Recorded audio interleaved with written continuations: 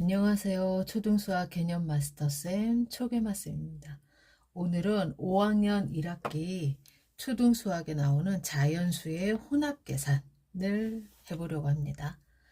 혼합계산은 처음 배울 때 제대로 한 번에 쫙 배워야 그래야 헷갈림이 없겠죠. 그래서 더 이상의 헷갈림은 없도록 제가 영상을 한번 찍어 보도록 하겠습니다. 자, 그러면 5학년 1학기에 입학하면서 제일 첫 단원으로 배우게 되죠. 첫 단으로 자연수의 혼합계산을 배우게 됩니다. 계산. 이제 여기가 이제 자연수에 있던 게 이제 나중에 뭐 분수라든가 소수라든가 이제 중학교 가면 뭐 유리수, 정수 여러 가지로 들어가면서 이 혼합계산을 하게 되겠죠. 그래서 혼합계산을 저 가르칠 때는 제가 가르칠 때 가장 중요하게 얘기하는 거는 단 한 가지입니다. 첫 번째 아이들한테 얘기합니다. 혼합계산이라는 건 사실은 덧셈, 곱셈, 나눗셈, 뺄셈 이 사칙 연산을 한 식에서 몇 가지가 들어가는 게 혼합계산인 거죠. 그 전에는 더하기는 더하기, 뭐 빼기, 뭐 요런 게 한두 개 정도는 들어갈 수 있었어요. 뭐 요렇게 식에 따라서 우리가 서술형에서 덧셈, 뺄셈을 배우고 나서 뭐 친구에게 초콜릿을 20개 얻었고 엄마가 30개를 줬어. 그런데 나중에 내가 동생한테 뭐 10개를 나눠줬어. 여기까지는 그래도 했습니다. 그때 이때는 뭐 혼합계산이란 말은 정확하게 쓰지 않았죠. 하지만 이것도 혼합계산에 속하는 거였죠, 사실은. 그래서 이렇게 혼합계산을 할 때 제가 어떻게 가르치냐면 이렇게 얘기합니다. 얘들아, 곱셈과 나눗셈은 형이야. 형. 그리고 덧셈과 뺄셈은 동생이야. 아주 초딩스럽게 가르치는 겁니다. 그런데 이게 효과가 굉장히 좋습니다. 애들이 헷갈려 하지 않아요, 나중에. 자, 그러면 무슨 일을 할 때 형부터 해야겠지? 형이 먼저 할 거야. 그리고 나서 동생을 줄 거야. 그런데 곱셈과 나눗셈은 형이고 덧셈과 뺄셈은 동생이니까 만약에 4 곱하기 3 더하기 2가 있다면 나는 형부터 처리한다. 형부터 한다. 순서를 형부터 해준다. 형부터 해야 돼. 곱셈이 있으니까 형이네. 먼저 한다. 그리고 덧셈 동생이 있네. 얘를 해야지. 이렇게 하면 돼. 이런 식으로 얘기합니다. 저는 항상 애들한테 곱셈과 나눗셈은 형, 덧셈과 뺄셈은 동생. 형부터 해. 형과 동생이 있을 때는 아주 그냥 딱 해주면 돼. 형 해주고 동생 해주면 돼. 라고 얘기해 줍니다. 그럼 애들이 우리 집은 동생이 먼저 하는데 뭐 얘기합니다. 뭐 수학하기 싫어 이러면은 받아들이고 하자 이러면 또 잘 따라옵니다. 일단은 한 번씩 얘기하는 것 뿐이죠. 그런데 이런 경우가 있을 수도 있겠지.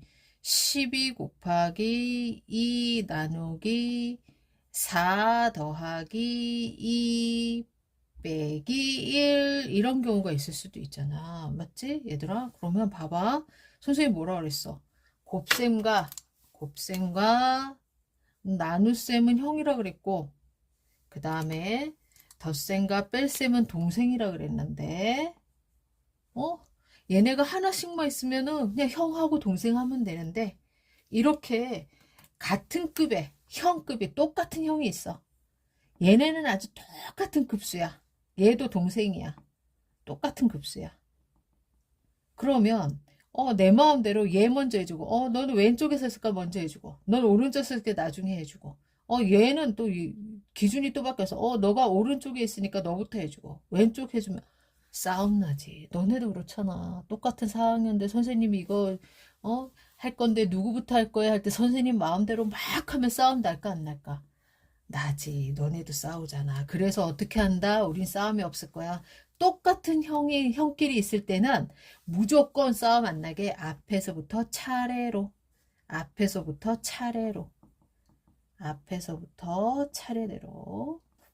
그래. 또 동생끼리 있었어. 동생끼리도 똑같은 규칙을 적용하지 않으면 싸움 나. 그래서 얘네도 어떻게 할 거다? 앞에서부터 차례로 갈 거다. 차례로 갈 거다. 얘네도 차례대로. 어디서부터? 앞에서부터 중요하죠. 이 부분도 앞에서부터 한다.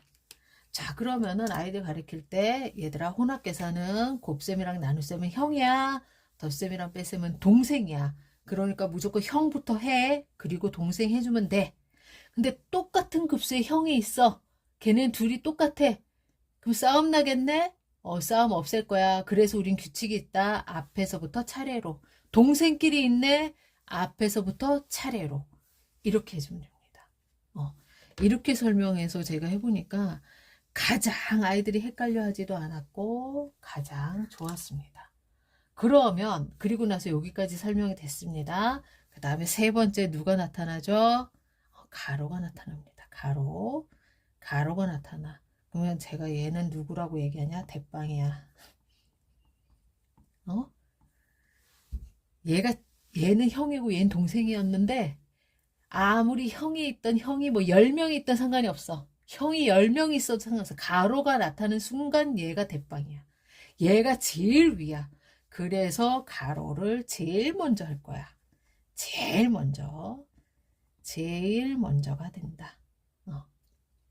그래서 순서는 아이들 가르칠 때요. 형 가르치고 동생 가르치고 그래서 이 부분에 대해서 예를 좀 들어주신 다음에 마지막에 가로를 알려주는 게 가장 좋습니다.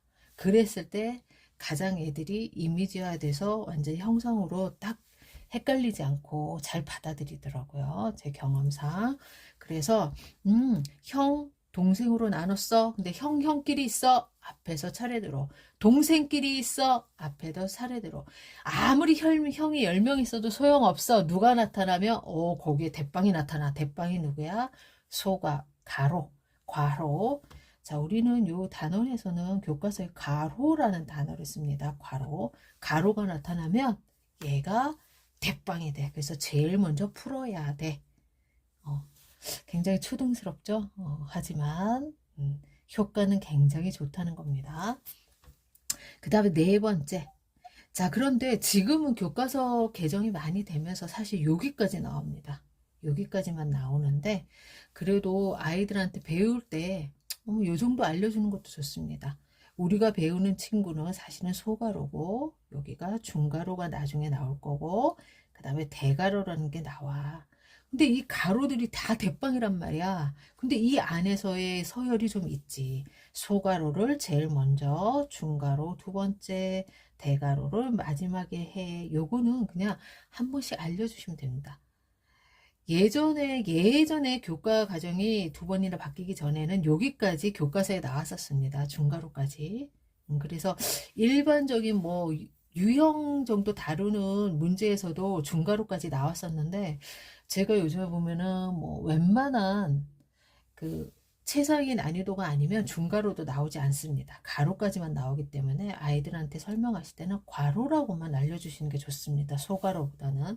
다만 나중을 위해서 그냥 한 번 정도 알려준다. 그리고 아이에 따라서는 뭐 최상의 문제를 다룰 수도 있습니다. 내가 아이를 가르쳐 봤는데 얘는 어디까지 가능하겠다 하다 보면 이런 문제도 만날 수는 있습니다. 그래서 처음부터 가르칠 때 막 이거 욕심내서 다 하지 마시고 그냥 요까지만 알려주셔도 되고 이런 것도 있대라고 하면서 알려주셔도 됩니다. 그럼 나중에 중학교 들어가서 배울 때 엄마가 얘기했던 게 중가로 대가로구나. 이런 거 사실 1, 2년 더 빨리 배운다 그래서 막 나중에 수능에 막 영향을 주고 이런 거 전혀 없습니다. 그건 엄마의 조바심일 뿐입니다. 그때에 나오는 그 개념만 확실히 해도 나중에 천천히 중1에는 중1 공부, 중2는 중2 공부 하면 됩니다. 자, 그럼 몇 가지만 한번 해볼게요. 딱 봤는데 가장 형이 나눗셈이 있네. 그럼 곱셈 나눗셈이 있으면 먼저 해야 되니까 1번. 덧셈과 뺄셈 동생끼리 있네. 그때는 어떻게? 무조건 앞에서부터 차례대로 덧셈하고 뺄셈하고. 그래서 아이들한테 꼭 요거를 쓰는 법을 쓰게끔 알려주셔야 됩니다. 그래서 옆에서 풀 때 요것만 봐도 얘가 어떻게 생각을 하고 있는지를 대본에 알 수 있는, 체크할 수 있는 겁니다. 그래서 체크 가능하기 때문에 요걸 이렇게 생각했구나. 틀렸다면 다시 알려주고, 맞았다면 그 다음에 이제 연산의 영역이 되는데, 자, 1번을 먼저 계산해 볼게요. 그러면 24 나누기 2죠. 24 나누기 2니까 요건 얼마 나올까요? 12가 나오죠. 12. 그리고 요 덧셈을 해야 돼요. 그럼 4를 더하면 16. 16에서 3을 빼면 13. 자, 애들이 머릿속으로 가능합니다. 이렇게 저처럼 지금 먼저 1번 했어. 12네. 그 다음에 4를 더해 16. 16에서 3 빼 13. 틀렸다는 게 아닙니다. 이렇게 하는데 대부분의 아이들이 쓰기 싫어서 이렇게 합니다. 근데 저는 이렇게 하지 말고 가능한 한 이 방법은, 물론 학교 시험 때는 이렇게 해도 아무 문제는 안 됩니다. 그리고 나중에 내가 익숙해지면 이렇게 해도 뭐라 하지 않아도 됩니다. 근데 처음에 배울 때는 엄마들이 가능하면, 자, 1번 계산했더니 12, 그다음에 그다음 두 번째 과정, 앞에서부터 더 해야 되네. 16 빼기 3. 그래서 13 하고, 요런 식으로 풀이를 단계별로, 자, 1번 계산한 게 2번으로 왔죠. 1번 계산하고, 그 다음 또 2번을 계산했더니 요걸로 왔고, 또 3번을 계산해서 답을 없는 이 과정을 쭉 적는 거를 추천드립니다. 처음에 애들이 이거 되게 하기 싫어해요. 아까 제가 맨 처음에 했던 머릿속으로 합니다. 12, 16, 3, 13. 답 쓰면 되지 왜 꼭 이렇게 해야 되냐고 막 얘기하는 경우가 많습니다. 근데 나중에 이제 사다리꼴 밑변을 구한다거나 이럴 때 이제 어떤 식이 나오냐면 이렇게 네모가 들어가는 식이 나오겠죠. 누가 없는 식, 이렇게 네모가 들어가는 식이 나왔을 때 풀기 위해서는 이런 과정을 내가 하나하나 써본 애랑 써보지 않은 애랑 내가 이제 나중에 중학교 x, y 값을 구한다 그러면 거기에서 차이가 하늘과 땅 차이가 납니다. 그래서 이렇게 간단하지만 이런 데서부터 자꾸 습관을 들인다면 정말 좋겠다. 그래서 이 방법을 제가 추천을 드립니다. 자, 이것도 마찬가지입니다. 어떤 애들 같은 경우는 머리로 합니다. 가로네, 대빵이네. 대빵부터 해줘야지. 가로부터 했어. 13. 그리고 이제는 형부터 했어. 그러니까 4 하니까 2 나와. 요렇게 쓰지 말라는 겁니다. 머릿속으로 하지 말고. 또 여기다가 쓰는 애들도 많습니다. 이거 13. 그럼 15 나누기 13이니까, 15 나누기 13이니까, 4네. 4네. 그럼 4 됐으니까 여기서 4 나왔으니까 2 빼서 2네. 요렇게 하는 애들도 많을 겁니다. 나중에. 근데 나중에 익숙해지고 시험 때는 여기다 하는 게 맞습니다. 왜냐면 시간상 만약에 부족할 수도 있어. 그런데 풀이 과정을 쓰라고 하는 경우도 있습니다. 그러면 또 이렇게 써야 되고요. 그래서 처음에는 무조건 이렇게 쓸 수 있도록 해주는 게 좋다. 자, 여기부터 할 거예요. 13이네. 그럼 얘는 1단계를 먼저 계산했더니, 그리고 형을 계산하고, 그 다음에 동생을 계산하니까 이렇게 적어지겠죠. 나누기 13. 요건 그대로 적어주고. 그 다음에 두 번째 단계 거쳤어. 4 빼기 2. 그리고 나서 내가 4 빼기 2를 했더니 답이 2야 하고 이렇게 나오는 게 좋다. 그래서 가능한 한 이렇게 풀이 과정을 단계별로 적어주면서 써주는 게 정말로 나중을 위해서 좋다. 그래서 이것도 하나의 팁입니다. 자, 그러다 보면 이런 문제도 만나게 되겠죠. 자, 그러면 이런 문제 만나서 어려운 게 없어요. 애들한테 풀 수 있는 건 먼저 최대한 푸는 게 내모르고 하는 방법 중에 하나입니다. 풀 수 있는 건 최대한 풀어놓는 거. 자, 봤더니 순서를 보자. 대빵은 없어. 그러면 이제 형들을 찾아야겠죠. 곱셈과 나눗셈이 있네.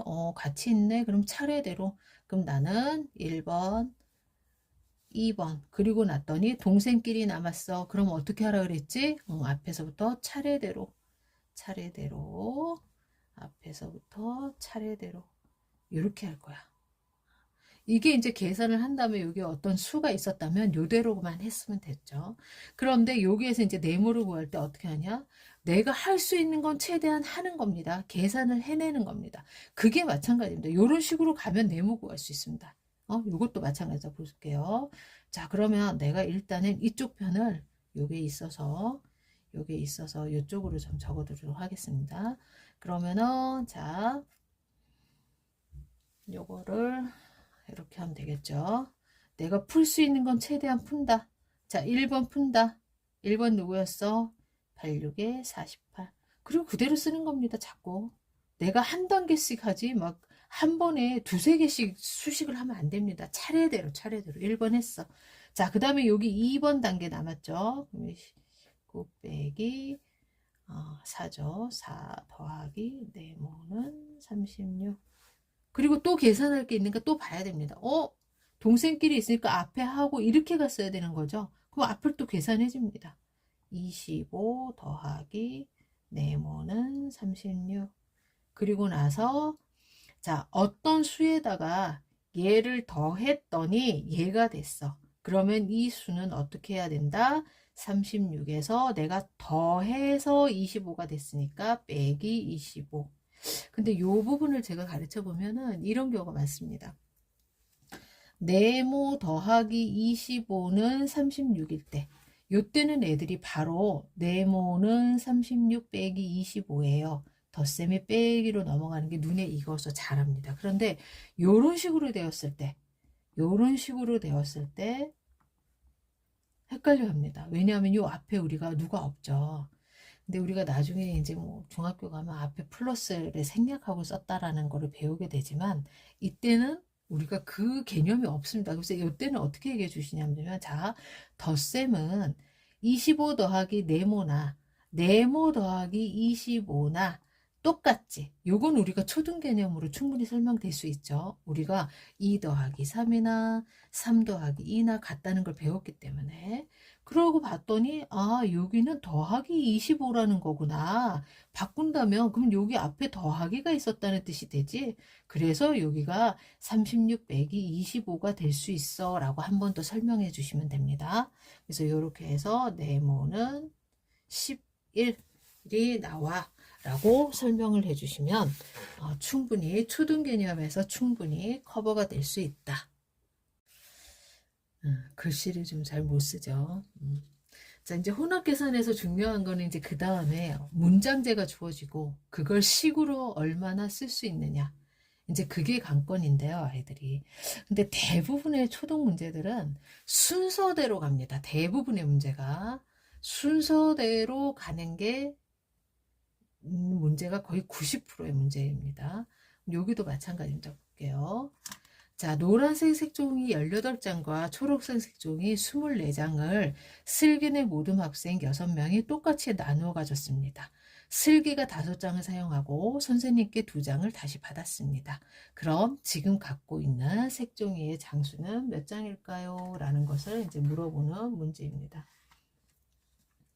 자, 그럼 한번 해볼게요. 일단은 내가 노란색 색종이 18장과 초록색 색종이 12장을 나누어 줬어. 그러면은 내가 전체 값을 구해야 되네. 전체 값을 구해야 돼. 전체 값. 그럼 전체 값은 어떻게 하면 돼? 내가 가진 노란색과 얘를 하면 돼. 그리고 자, 순차적으로 일이 일어나는 겁니다. 잘 보세요. 18장과 24장을 받았어. 그리고 이거를 똑같이 6명이 나누어 가졌어. 그리고 나누어 가지고 슬기가 5장을 사용하고 똑같이 나누어 가지고 그리고 슬기가 5장을 사용하고 그런데 선생님이 5장을 사용했더니 2장을 다시 줬대. 자, 그러면 지금 슬기가 갖고 있는 것은 몇 장일까요? 라는 문제가 됩니다. 자, 그러면은 보세요.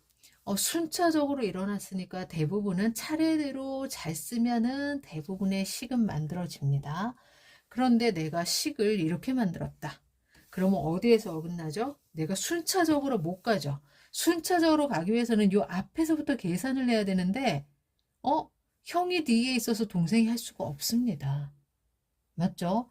얘를 그냥 이렇게만 쓰는 아이들이 많이 나옵니다. 그럼 그 아이들은 이게 순서가 형을 가장 먼저 1번, 그 다음에 동생들끼리 있으니까 차례대로 이렇게 풀게 됩니다. 이렇게 풀게 되면 당연히 답이 완전히 다른 답이 나오죠. 이렇게 한다면은 4, 22, 22에다가 17, 19가 나오겠네요. 맞죠? 하지만 얘를 어떻게 했었어야 된다? 이 문제가 아이들이 많이 틀리는 문제입니다. 아이들은 생각으로는 합니다. 얘랑 더하고 나눠야지. 그리고 이렇게 하면 된다. 라는 생각을 했지만 왜서 틀린지를 이제 여기서 찾아내야겠죠. 자, 너 봐봐. 이렇게 쓰면 안 되지. 왜 안 될까? 왜 안 되냐면 너가 이렇게 하면 요렇게 해야 되는데 너는 일단은 18장과 여기를 어떻게 하려고 그랬어? 너는 합하려고 그랬지. 그러면은 형이 있으니까 안 되니까 대빵을 만들어줘야지. 그래야지 얘를 먼저 할 수 있잖아. 그래서 괄호가 들어가는 문장제 유형을 아이들이 굉장히 어려워한다. 그래서 이렇게 해줘야지만 정확한 답을 구할 수 있다. 그래서 이렇게 해주는 방법을 알려주시면 됩니다. 자, 그렇게 하면 또 차례대로 이제 대빵이 생겨버렸죠. 대빵이 생기는 순간 덧셈을 먼저 할 수 없었는데 덧셈을 먼저 하면서 이 물어보는 거에 따라 순서대로 내가 풀 수 있게끔 만들어지게 되겠죠. 그러면은 여기 30, 42고 나누기 6을 하면 7이 되겠죠. 그러면 7에서 5를 빼면 값이 7이었고 7에서 5를 빼면 2. 그런데 또 선생님이 2개를 주셨어. 그래서 시기가 가지고 있는 건 4장이다. 이렇게 설명해 주시면 됩니다. 각각의 혼합계산에서 다양한 문제들도 많고 또 혼합계산에서는 또 어려운 서술형을 만나기도 많이 합니다. 그래서 그거는 아이들에게 문제를 많이 다뤄볼 수 있도록 다양한 문제 유형을 풀게 해주시면 되고요. 저는 이제 엄마들이 어떻게 가르칠 건가에 중점을 두는 거라서 또 나중에는 또 어려운 문제들을 제가 몇 가지 또 추려서 한번 영상으로 또 찍어 보도록 하겠습니다. 그래서 가장 중요했던 거는 무엇이다? 혼합계산에서 자연수의 혼합계산에서는 첫 번째 곱셈과 나눗셈은 형이다. 그 다음에 두 번째 덧셈과 뺄셈은 동생이야. 그래서 우리는 형부터 할 거야. 그리고 나서 동생을 할 거지. 그런데 형이 있어. 똑같아. 또 싸움 나겠네. 차례대로. 앞에서부터 차례대로. 동생 앞에서부터 차례대로. 그런데 이 형이 10명 있어도 이길 수 있어. 누가? 가로가 생기는 순간 얘는 다 물리쳐. 그래서 얘부터 하면 돼. 요게 포인트였고 두 번째는 내가 할 때 답만 쓰는 게 아니라 24 더하기 12 빼기 6 나누기 2 이렇게 해볼까요? 자, 그러면 내가 누구부터 해야 돼? 이렇게 할 때 순서를 먼저 꼭 적게끔 해준다. 자, 얘는 이렇게 하고 그리고 봤더니 동생끼리 있으니까 얘를 하고 그리고 나서 이렇게 가는 유형이죠. 요것도 아이들이 굉장히 잘 틀리는 유형 중에 하나입니다. 몇 가지 유형을 딱 해보면 좀 많이 틀리는 유형들이 있는데 그 중에 하나입니다. 그랬을 때 내가 답을 어떻게 쓴다? 그냥 여기다가 6 나누기 2는 3이니까 요거 먼저 3이네. 그리고 요거 2개 하면은 뭐 36, 33 이렇게 쓰게 놔두는 게 아니라 가능한 한 모든 문제를 쓰면서 요 두 번째 거는 그대로 써. 그리고 첫 번째 거 계산한 거 그리고 계산하게끔 그리고 나서 또 여기를 계산하게끔 해서 3 그래서 세 번째 계산했더니 이렇게 그래서 가능한 한 이렇게 쓸 수 있도록 해주는 것이 나중에 뭐에 좋다? 내가 네모를 모를 때 할 때 가장 좋은 방법이다. 네모를 구하기 위해서는 이렇게 단계적인 것을 구해가야 하기 때문에 처음에 내가 계산할 때 이 부분을 이렇게 쓰게 하면 나중에 어려운 네모를 구할 때도 그게 굉장히 쉽게 느껴진다. 그래서 오늘 혼합계산은 여기까지 영상을 찍도록 하겠습니다. 그리고 나중에 다양한 유형, 문제 유형으로 한번 다시 영상을 한번 올리도록 할게요. 자, 오늘도 단 한 분이라도 이 영상이 도움이 되셨기를 바라고요. 그리고 만에 하나 도움이 되었다면 구독과 좋아요도 부탁드립니다.